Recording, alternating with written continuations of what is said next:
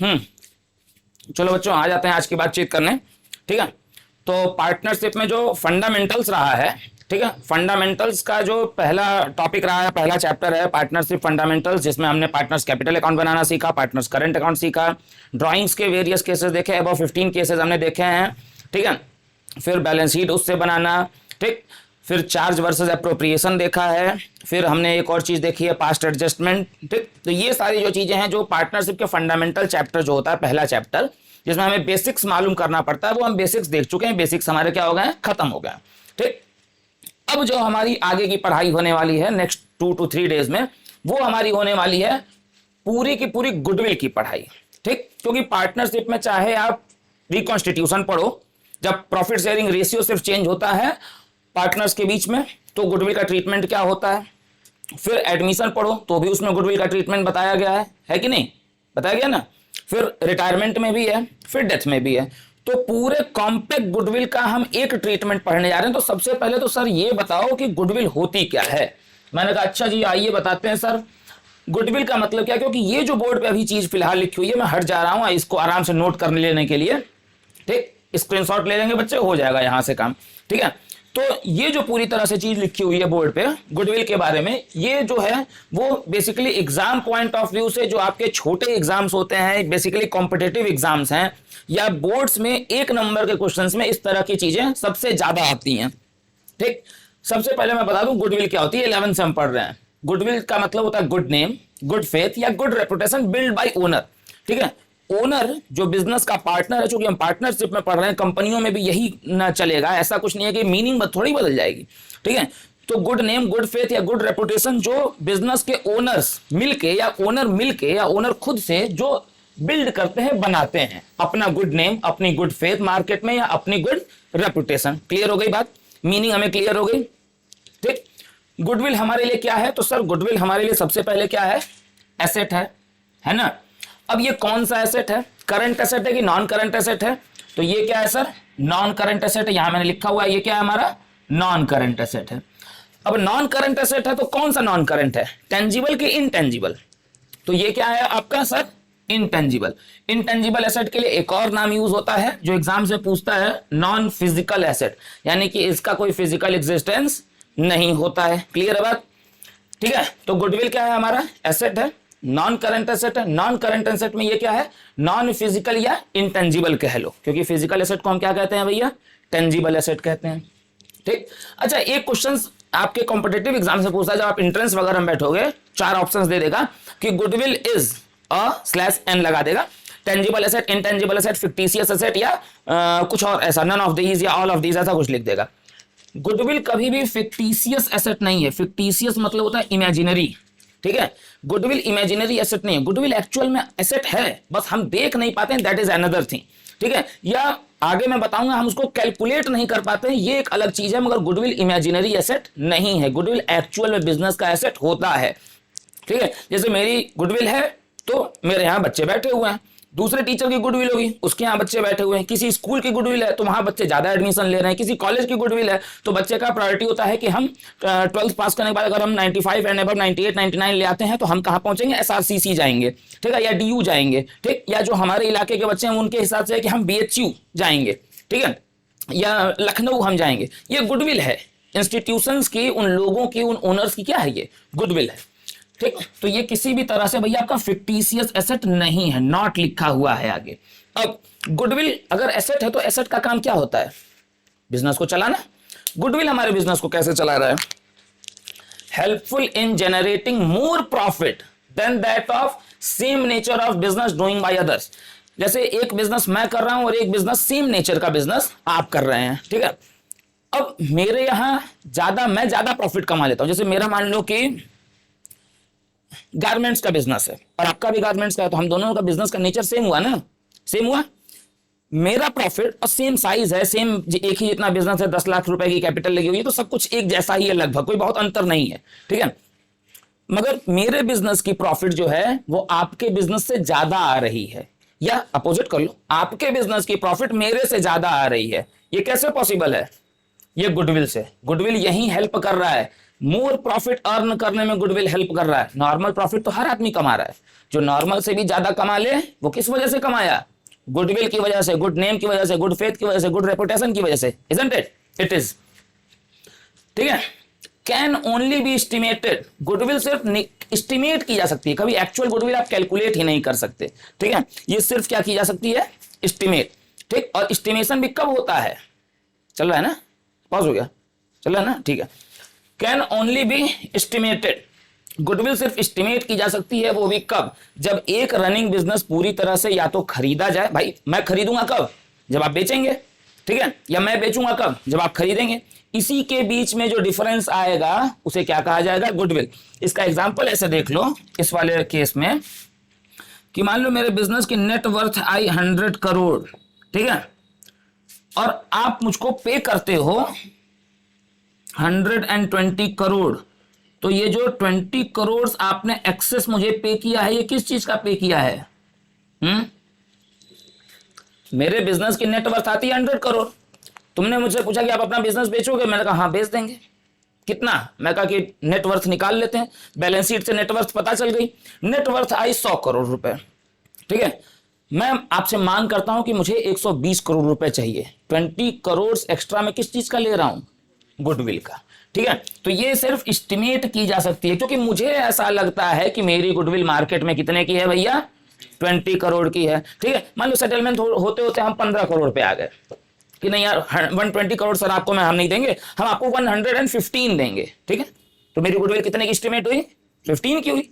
तभी तो है, एक्चुअल वैल्यू रहती तो मैं झुकता क्या? नहीं ना। बस can not be separated from partners, ये अपने ओनर से सेपरेट नहीं हो सकती, क्योंकि जब ओनर ही बना रहे हैं तो ये ओनर से अलग हो सकती है क्या?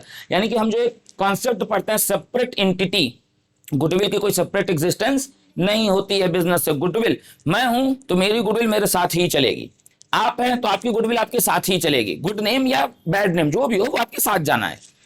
सबसे बड़ी चीज गुडविल क्या है? इंटेंजिबल एसेट है, नॉन फिजिकल एसेट है। तो गुडविल जो है, देखो फिजिकल एसेट्स पे तो डिप्रिसिएशन लगता है, ये तो हमें मालूम है ना। नॉन फिजिकल एसेट्स पे भी डिप्रिसिएशन लगता है क्या? ये आज तक हम नहीं पढ़े हैं। मैं बता रहा हूं गुडविल भी डिप्रिसिएट होती है, बस उसके लिए वर्ड यूज किया जाता है एमोर्टाइजेशन। ठीक है, ये हकीकत है। गुडविल भी डिप्रिसिएट होती है, इसकी भी वैल्यू कम होती है। ठीक है, बस इसके लिए वर्ड क्या यूज होगा? एमोर्टाइजेशन। ये वर्ड हम कहां पढ़ेंगे? सिर्फ और सिर्फ एक चैप्टर में कैश फ्लो स्टेटमेंट पढ़ते समय। ठीक है, जब हम फाइनेंशियल पढ़ेंगे कंपनी का, एकदम last chapter cash flow statement, वहां। इतना हो गया, आगे बढ़े, नोट कर लो इसको। तो भाई ये सबसे जरूरी चीज, ये कभी भी कहीं भी अभी 11th 12th पढ़ते समय बुक्स में नहीं मिलता है, ग्रेजुएशन के पहले ये चीज नहीं मिलनी है। ठीक है, या फिर कॉम्पिटेटिव एग्जाम्स में अगर पूछा जा रहा है, ठीक है, क्योंकि इसमें 2 गुडविल 1 और 4th नंबर की गुडविल का एग्जाम्पल हमेशा आएगा और पूछेगा, यही 4 तरह की होती ही है, और पूछेगा कि आप बताइए कौन सी गुडविल है, नेचर आइडेंटिफाई करके। हम चूंकि पढ़े होते नहीं है तो हमें मालूम होता नहीं है और हमारा 2 नंबर का सवाल चला जाता है। 4 तरह की गुडविल होती है। टाइप्स ऑफ गुडविल की बात करिए, dog nature goodwill, rat nature goodwill, rabbit nature goodwill और कैट नेचर गुडविल। ठीक है, बेसिकली ये कंज्यूमर ओरिएंटेशन, जो कंज्यूमर बिहेवियर जब पढ़ाया जाता है ये वहां पे काम आता है। मगर फिलहाल देखते हैं डॉग। डॉग कैसा एनिमल है भैया? सबसे लॉयल एनिमल है अपने मालिक के लिए, मगर ठीक है किसी और के लिए लॉयल है क्या? नहीं ना। ठीक है, तो डॉग गुडविल वो है जो सिर्फ अपने पार्टनर को फॉलो करेगी। ठीक है, वोडाफोन का ऐड देखा था, वो छोटा सा प्यारा सा पिल्ला जो होता था। ठीक है, हाँ मतलब पिल्ला जहां जाए नेटवर्क आए वहां वाला। हाँ क्या बोलते हैं उसको? हाँ पग बोलते हैं, पगला है। हाँ ठीक, अरे मतलब किसी से पग मांग रहे हैं तो बोल देंगे पगला है। तो डॉग नेचर की गुडविल वो है जो सिर्फ अपने पार्टनर के साथ जाती है। मतलब अगर ABC पार्टनर है, C बिजनेस छोड़ दिया, C की गुडविल सबसे ज्यादा थी, C की बिजनेस छोड़ते ही बिजनेस की गुडविल क्या हो जाएगी? गिर जाएगी। क्लियर हो गई बात? ठीक है, तो ये सिर्फ पार्टनर को फॉलो करती है, यानी कि ये सिर्फ उस पर्टिकुलर इंसान की होती है लॉयल्टी की वजह से। ये बिजनेस के लिए बहुत लॉयल नहीं है। ठीक है, बिजनेस के पर्सपेक्टिव से डॉग गुडविल बहुत लॉयल गुडविल नहीं है, बहुत अच्छी गुडविल, बहुत बेस्ट गुडविल नहीं है। ठीक है, फिर रैट। रैट का नेचर क्या होता है? रैट को कोई फर्क नहीं पड़ रहा है, खाना चाहे आप डालो, चाहे आप डालो, चाहे आप डालो, चाहे हम डालें। ठीक है, रैट की आदत है वो हाईली मोबाइल होता है, बहुत ही, हमको हमारे यहाँ घरों में बोलते हैं ना उछुद्दर किस्म का प्राणी होता है, मतलब बहुत ही इधर उधर बहुत जल्दी भाग जाता है यार। जैसे चूहा आया तो आप उसके पास गए तो वो भाग जाएगा ना। ये बहुत ही हाईली मोबाइल है, ठीक है। मतलब ये वो गुडविल है जो आपके साथ टिक के नहीं रह सकती, ठीक है। किसी कंडीशन वश ये बहुत तेजी से तुम्हारे पास हो जाएगी, किसी कंडीशन वश ये तुम्हारे साथ क्या हो जाएगी, चली जाएगी, ठीक है। तो इसलिए मैंने लिखा ये हाईली मोबाइल नेचर की गुडविल है, या हाईली वोलाटाइल है, ठीक। ये चीज किताब में नहीं मिलेगी दोस्त, ठीक है। ये बुक में नहीं है, चाहे कोई भी एनसीईआरटी उठा लो, चाहे कोई भी प्राइवेट पब्लिकेशन उठा लो, है नहीं। रैबिट, रैबिट बेचारा बहुत अच्छा इंसान होता है, इंसान नहीं जानवर होता है ना यार, ठीक है। बहुत ही लीस्ट रिस्की है, बहुत ही लिमिटेड इन नेचर होता है रैबिट का। रैबिट का नेचर जो होता है वो बहुत ही टफ नहीं होता है, ठीक। वो मतलब slow and steady wins the race, ठीक है। तो रैबिट तो नहीं जीत पाया, ठीक। तो ये लीस्ट रिस्की है, क्योंकि रैबिट के ऊपर बहुत फर्क नहीं पड़ता है कि मतलब रैबिट को आप पाल लेंगे आपका हो जाएगा, ये पाल लेंगे इनका हो जाएगा। वो सबके नहीं होता है घर में, जब हम रैबिट पालते हैं तो वो सबके साथ बहुत बाबू सा क्यूट सा लगता है, ये वही वाला हाल है। तो रैबिट नेचर की जो गुडविल होती है वो बहुत ही लीस्ट रिस्की होती है, मगर इसीलिए ये क्या है, लिमिटेड इन नेचर है, ठीक है। इसीलिए इस गुडविल से बहुत ज्यादा आप रिटर्न नहीं बना सकते। बना सकते हो क्या भाई? जब लिमिटेड चीजें रहेंगी तो रिटर्न ज्यादा आएगा, नहीं आएगा, ठीक। आ जाते हैं भैया, सबसे बेस्ट गुडविल कौन सी है? कैट गुडविल, ठीक है। क्योंकि कैट की एक आदत होती है, ठीक। कैट की जो आदत होती है कि वो मालिक के साथ साथ नहीं जाती है, ठीक है। कैट की आदत चोरी की होती है, कहते हैं ना कि कैट का नेचर होता है चोरी का, ठीक है। तो ये वो गुडविल होती है। ये गुडविल, इसमें पार्टनर की गुडविल नहीं बनती है, ये गुडविल किसके नाम चलती है? बिजनेस के नाम से, ठीक है। आप 4 पार्टनर हो, ठीक है, एक पार्टनर छोड़ दिया, बिजनेस की गुडविल पे इससे कोई फर्क नहीं पड़ेगा, ठीक है। एक नया आ गया, आपने इनको निकाल दिया, मान लो निकाल दिया, और आपने एक नए को एडमिट कर लिया, फिर भी बिजनेस की गुडविल पे कोई फर्क नहीं पड़ेगा। ये क्या है? कैट गुडविल है, हाईएस्ट लॉयल। हालांकि ये मैं बिजनेस के पर्सपेक्टिव से बात कर रहा हूं, क्योंकि जो सबसे लॉयल बंदा है वो तो पार्टनर के साथ चला जाएगा, ठीक है। तो वो बिजनेस के लिए सही नहीं है। जो सबसे सही गुडविल है वो क्या है भैया? कैट गुडविल, ठीक है। क्लियर हो गया? नोट कर लो इसको।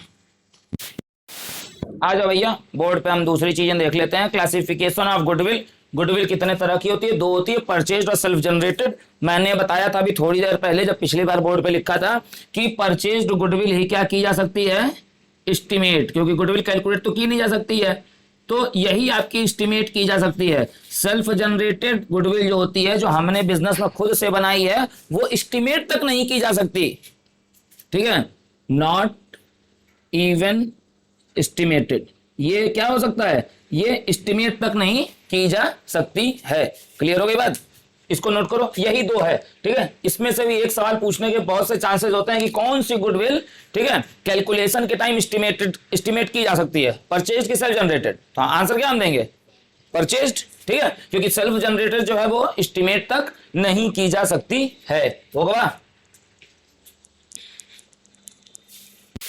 आ जाते हैं, ये नोट हो गया। Methods of calculation of goodwill. Goodwill को कैलकुलेट करने के कितने मेथड्स होते हैं? तो मैं सही बताऊं, ठीक, तो हर्षिता, जो मेथड्स होते हैं वो 5-6 होते हैं, मतलब बहुत मेथड्स हैं। तुम्हारे सिलेबस में कितने हैं?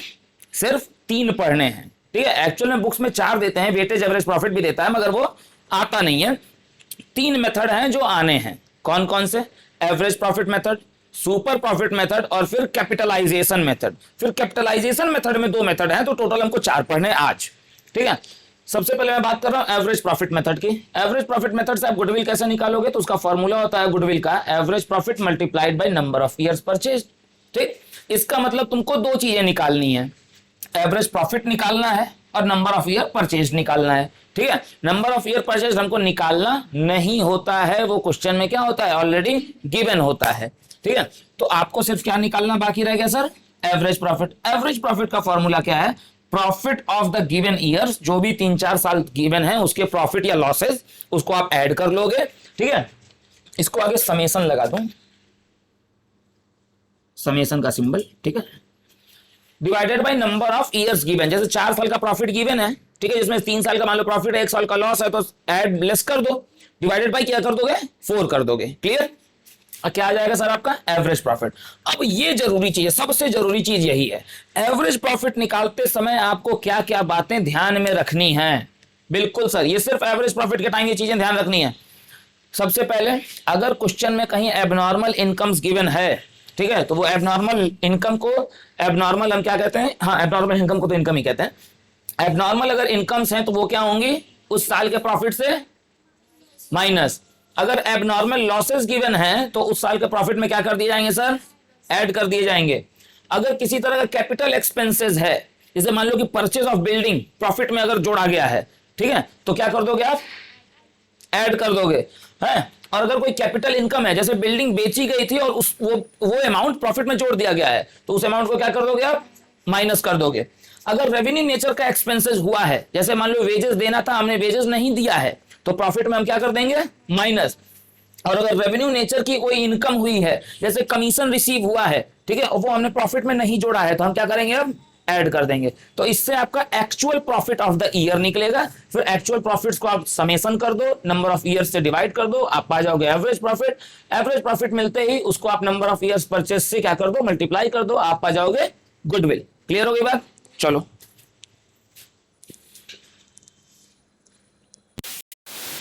आ जाओ और इंस्टाग्राम चलाना बंद करो, ठीक है। सुपर प्रॉफिट मेथड, अगला मेथड है मेथड नंबर 2, सुपर प्रॉफिट, यानी कि ऐसा प्रॉफिट जो आप एक्सेस कमा ले रहे हो, क्योंकि आप बेसिकली कुछ तो प्रॉफिट कमाते ही, अगर बिजनेस खोले तो हम ये मान के चलते हैं कि एक नॉर्मल प्रॉफिट तो आएगा ही, ठीक है। तो सुपर प्रॉफिट क्या होता है, ये सबसे बेस्ट मेथड माना जाता है गुडविल कैलकुलेट करने का, क्योंकि एक्चुअल में यहीं से हमें चीजें जो होती हैं वो क्या होती हैं, पता चलती हैं। मौसम बड़ा बेहतरीन हो रहा है बाहर, ठीक। सुपर प्रॉफिट मेथड का फॉर्मूला है goodwill is equal to super profit multiplied by number of years purchased, यानी कि एक तो कॉमन फॉर्मूला मिल गया दोनों मेथड में, ठीक है। अगर एवरेज प्रॉफिट से पूछेगा तो फॉर्मूला क्या लगेगा, average profit multiplied by number of year purchase, और सुपर से पूछेगा तो क्या लगेगा, super multiplied by number of year purchase. Clear sir? अब सुपर प्रॉफिट निकलेगा कैसे, मैंने कहा सर एवरेज प्रॉफिट, जिसका दूसरा नाम होता है एक्चुअल प्रॉफिट, को आप माइनस करते हैं किससे, नॉर्मल प्रॉफिट से, ठीक है। सही लिखा हूं ना फॉर्मूला? हाँ फॉर्मूला सही है, ठीक है। एवरेज प्रॉफिट या एक्चुअल प्रॉफिट को हम माइनस करते हैं किससे, नॉर्मल प्रॉफिट से। हम इनको आपस में डिफरेंशिएट करेंगे, जो रिजल्ट आएगा उसको हम क्या कहेंगे, सुपर प्रॉफिट। अब एवरेज प्रॉफिट या एक्चुअल प्रॉफिट तो निकालना हम सीख चुके हैं, ठीक। नॉर्मल प्रॉफिट सर कैसे निकलता है, मैंने कहा देखो भैया वो नीचे लिखा हुआ है। नॉर्मल प्रॉफिट निकालने का फॉर्मूला है capital employed multiplied by NRR divided by 100। Sir ये एनआरआर क्या है, मैंने कहा एनआरआर का मतलब होता है नॉर्मल रेट ऑफ रिटर्न, जिसको हम रिटर्न ऑन इन्वेस्टमेंट भी कहते हैं। ये क्वेश्चन में गिवन होता है। जैसे एक नेचर समझो, इस बात को बहुत आराम से, मैं 1-2 मिनट एक्स्ट्रा लूंगा। जैसे मान लो कि तुम्हारा बिजनेस है, ठीक है, और तुमने कोई बिजनेस तुम्हें खोलना है, ठीक, तो तुम पहले मार्केट में रिसर्च करते हो, तमाम तरह की रिसर्च करते हो कि हम इस बिजनेस में कितना लगना है, 10 लाख रुपए। तो अगर इस तरह के बिजनेस में 10 लाख रुपए लगाएंगे तो ऑन एन एवरेज कितना हम रिटर्न कितना मिलेगा, कितना हम कमा लेंगे, तो पता चलता है कि 10%। यानी कि अगर आप 10 लाख रुपए लगाओगे तो हर साल ऑन एन एवरेज कितना कमा लोगे, 1 लाख रुपए। 1 करोड़ लगाओगे तो कितना कमा लोगे, 10 लाख रुपए। 1 लाख लगाओगे तो कितना कमा लोगे, 10,000 रुपए, ठीक है। ये क्या है तुम्हारा, यही है नॉर्मल रेट ऑफ रिटर्न। ये एक्सपीरियंस से मालूम होता है कि अगर आप इस तरह का बिजनेस खोलेंगे तो इतना % तो आपको मुनाफा हो ही जाएगा। और एक्चुअल में तुमने कितना प्रॉफिट कमाया, जैसे हमको उम्मीद थी कि हम 10 लाख रुपए लगाएंगे तो हर साल 1 लाख रुपए प्रॉफिट कमा लेंगे, और हमने कमाया कितना प्रॉफिट, 1,20,000, ठीक है। तो 20,000 एक्स्ट्रा प्रॉफिट कमाया ना, ये किस वजह से, गुडविल की अपनी वजह से। अब उस प्रॉफिट को क्या कहेंगे, सुपर प्रॉफिट, ठीक है। तो हमारी गुडविल कैसे निकलेगी, जो 20,000 रुपए सुपर प्रॉफिट है multiply by number of year purchase कर लोगे, हमारी क्या निकल जाएगी सर, गुडविल। अब कैपिटल एम्प्लॉयड, सर ये वर्ड क्या है, ये क्या आता है। तो कैपिटल एम्प्लॉयड में आमतौर पे बच्चे यही गलती करते थे कि सिर्फ कैपिटल लिख के छोड़ देते हैं, ठीक है। रिजर्व्स भी आते हैं, 11th में मैंने पढ़ाया हुआ था। रिजर्व्स क्यों आते हैं, क्योंकि reserves are the part of capital. Reserves वो अमाउंट होता है जो प्रॉफिट से अलग रखा जाता है, और प्रॉफिट कैपिटल का ही पार्ट होता है। तो रिजर्व्स भी क्या होते हैं, कैपिटल का ही हिस्सा माने जाते हैं। तो क्वेश्चन में अगर कैपिटल दे और रिजर्व दे तो रिजर्व इग्नोर नहीं करना है, रिजर्व को भी कैपिटल में क्या करना है, ऐड कर लेना है। हो गया, नोट करो इसको, करें ना। थर्ड मेथड है कैपिटलाइजेशन मेथड। इसमें 2 मेथड होते हैं। अभी पहला मेथड बोर्ड पे है, by capitalised value of average profit method, ठीक है। इसमें गुडविल कैसे निकलती है, जल्दी जल्दी देखो क्योंकि लेट भी हो रहा है। इसमें गुडविल कैसे निकलती है? Goodwill is equal to capitalised value of average profit जो आप निकालेंगे, ठीक है, minus actual capital employed. Business में एक्चुअल कैपिटल कितने की लगी है, तो वो तो क्वेश्चन में गिवन रहेगी एक्चुअल कैपिटल एम्प्लॉयड। आपको निकालना क्या रहेगा? Capitalised value of average profit. अब ये निकलता कैसे है भैया? ये निकलता है, यहां पे देखो इसका फॉर्मूला लिखा हुआ है, कैपिटलाइज्ड वैल्यू निकालने का फॉर्मूला है एवरेज प्रॉफिट, जो क्वेश्चन में गिवन रहेगा, नहीं गिवन रहेगा तो आप निकाल लेंगे क्योंकि इसका फॉर्मूला मालूम है, multiplied by 100 divided by NRR. NRR का मतलब क्या होता है? नॉर्मल रेट ऑफ रिटर्न या capital, sorry, normal rate of return या रिटर्न ऑन इन्वेस्टमेंट, जो कि क्वेश्चन में ये भी क्या होगा? गिवन होगा। यानी कि एवरेज प्रॉफिट अगर 1 लाख है तो मल्टीप्लाइड बाई 100 और नॉर्मल रेट ऑफ रिटर्न अगर 10% है, ठीक है, तो आपका क्या हो जाएगा? 1 lakh multiplied by 100 divided by 10, तो 10 लाख रुपीज आपकी क्या आ जाएगी? Capitalised value of average profit. और एक्चुअल कैपिटल अगर तुम्हारी 8 लाख है, ठीक है, तो 10 लाख माइनस 8 लाख करोगे तो क्या हो जाएगा? तुम्हारा गुडविल आ जाएगी। यानी कि यही वो प्रॉफिट है जिससे बनाते बनाते बनाते बनाते तुम क्या कर ले रहे हो? एक नई कैपिटल जनरेट कर ले रहे हो। क्लियर हो गया? ये हो गया ए वाला, ठीक है, इसको नोट करो, फिर बी वाला बता रहा हूं। लास्ट मेथड है, एकदम हम एंड में है। आज हम कैलकुलेशन खत्म कर लेंगे और उसके बाद हम नेक्स्ट वर्किंग डे यानी कि मंडे से हम क्या शुरू करेंगे? अकाउंटिंग ट्रीटमेंट, ठीक है। तो कैलकुलेशन का आपका आखिरी मेथड जो आपके सिलेबस में है, जो आपके बोर्ड्स में आ सकता है, वो क्या है भैया? Capitalisation method, capitalisation of goodwill by which method? By super profit method. इसके पहले हम क्या पढ़े थे भाई? एवरेज प्रॉफिट पढ़े थे। इसमें कोई फॉर्मूला नहीं है, बस सीधा एक फॉर्मूला, डायरेक्ट फॉर्मूला किस चीज का? गुडविल निकालने का, ठीक है। गुडविल का फॉर्मूला क्या होता है? Super profit multiplied bye 100 by normal rate of return, ठीक। अब सर इसमें ऐसा क्यों है? ये सवाल है ना कि इसमें कुछ माइनस माइनस क्यों नहीं हो रहा है? पिछले वाले में माइनस हो रहा था, क्योंकि भैया सुपर प्रॉफिट का फॉर्मूला तो तुम्हें अभी पढ़ा ना, एक्चुअल माइनस नॉर्मल। तो एक्सेस प्रॉफिट तो तुम ऑलरेडी कमा रहे हो, तो जब एक्सेस ऑलरेडी कमा रहे हो तो उसके बेस पे तुम्हारी गुडविल कितनी होनी चाहिए मार्केट में। जैसे मैं बताया ना कि नॉर्मल कोर्स में 1 लाख रुपया प्रॉफिट कमाते, और अगर तुम 1,20,000 रुपया प्रॉफिट कमा गए तो 20,000 जो एक्सेस कमाए हो वो किस चीज का? अपने गुडविल का ही तो अगर तुम्हारी कैपिटल इस हिसाब से 10 लाख रहेगी, तुम्हारी प्रॉफिट कितनी हो जाएगी? सॉरी, गुडविल कितनी हो जाएगी? 2 लाख हो जाएगी ना, क्योंकि आप 20% प्रॉफिट कमा रहे हैं एक्स्ट्रा ना भाई। नॉर्मल केस में आप 1 लाख कमाते, 1,20,000 कमाए, 20,000 एक्स्ट्रा कमाए, यानी कि 20% एक्स्ट्रा कमाए, ठीक है। तो अगर तुम्हारी कैपिटल 10 लाख रुपए रहेगी तो इसके हिसाब से तुम्हारी गुडविल कितनी हो जाएगी? 2 लाख हो जाएगी कि नहीं हो जाएगी? यही तो वो खेल है ना कि आप अपनी कैपिटल का इतना परसेंटेज तो सिर्फ गुडविल से मार्केट में बना ले रहे हैं। Isn't it a good idea? तो ये भैया हमारे आज हमने टोटल है पढ़े हैं 4 केस कैलकुलेशन में, एवरेज प्रॉफिट, सुपर प्रॉफिट, फिर कैपिटलाइजेशन में एवरेज प्रॉफिट और फिर कैपिटलाइजेशन में सुपर प्रॉफिट, ठीक है। तो ये चारों केस खत्म। उसके बाद हम लोग पढ़ेंगे अब अकाउंटिंग ट्रीटमेंट, जर्नल एंट्री क्या बनेगी, लेजर में, पार्टनर्स कैपिटल में वो चीजें कहां जाएंगी, ठीक है।